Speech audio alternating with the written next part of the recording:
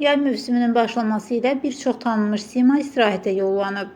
Kimi Türkiyəni, kimi Avropa ölkələrini, kimi isə Misri seçərək dincəlməyə üstünlük verib. Xalq artisti Tünzali Ağayeva qızı Fidanla birlikdə Avropaya üz tutub. Müğənni hazırda Parisdədir və gəzintidən fotolar paylaşır. Əməkdar artist Sevda Ələkbərzadə Avropanı seçən məşhurlar sırasındadır. Müğənni hazırda Yunanistanın məşhur Santorini adasında dincəlir.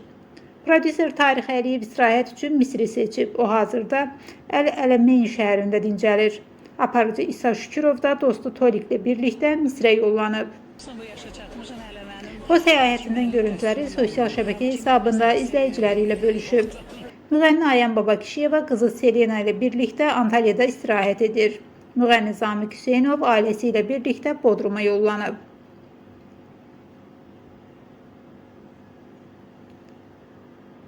Müğənni Sevda Yahyayeva da qızları ilə birlikdə Bodrumda dincəlir. Adətən həyat yoldaşı ilə Avropa ölkələrini səyahət edən sənətçi bu dəfə Türkiyədə sakit istirahətə üstünlük verib.